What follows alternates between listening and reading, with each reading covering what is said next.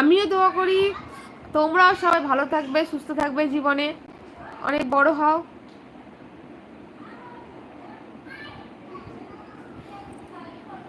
Sharmin Khatun delete. Azizul, আসসালামু আলাইকুম। ওয়ালাইকুম আসসালাম ওয়া রাহমাতুল্লাহি ওয়া বারাকাতুহু। ভাই কেমন আছো বলো? ভাই হাসলে কেন তুমি রমজান ভাই? একে অপরের পাশে থাকলে এগিয়ে যাও সোমবার। হ্যাঁ গো, এইটাই তো, একে অপরের পাশে থাকলে ইনশাল্লাহ সবাই আমরা এগিয়ে যাব এভাবেই।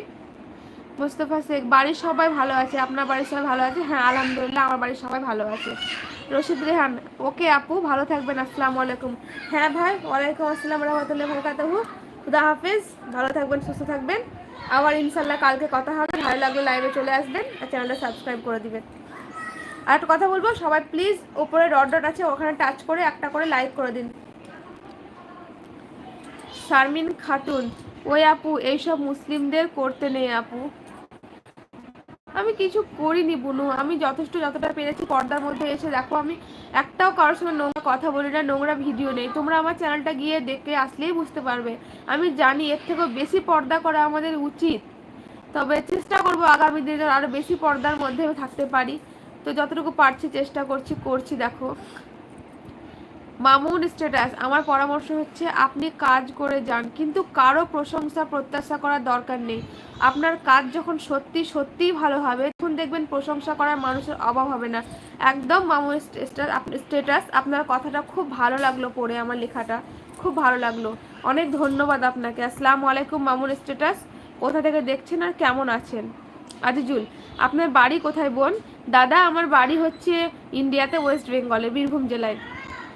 বিডিকুক, আপু আমি ঢাকা গাজীপুর থেকে আপনার ভিডিওটা দেখছি। অনেক ধন্যবাদ গো অতদূর থেকে লাইভ দেখার জন্য তোমাদেরকে।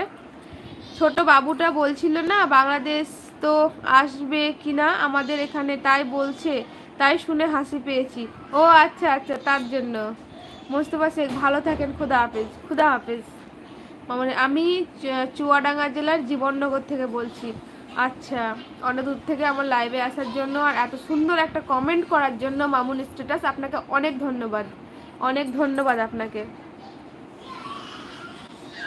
কি করেন আপনি? ইমরান লোনাথ, do you speak English? No, I speaking Bengali and Hindi. Sharmin Khatun, কোনো ছেলেদের সাথে কথা বলো না যদি বাঁচতে চাও আপু, কারণ আমাদের কোনো ছেলের সাথে কথা বলাটা জায়েজ নেই আপু। দেখো এখানে যেসব ছেলেরা আমাকে কথা বলছে তারা কিন্তু আমাকে দিদি বোন আপু হিসেবে কথা বলছে। তো এবার সেখানে সেই হিসাবে কথাটা বললে, কথাটা তো বলতেই হবে।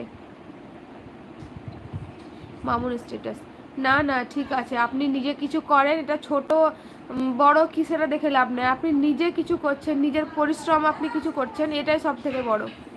ছোট না সেটা কি সেটা দেখে কোনো লাভ নেই। আপনি তো জীবনে আজকে ছোট, কাল আল্লাহ আপনাকে বড় করতেই পারে। মানুষকে কখন কার কি অবস্থায় থাকে সেটা তো একমাত্র আল্লাহই জানছে।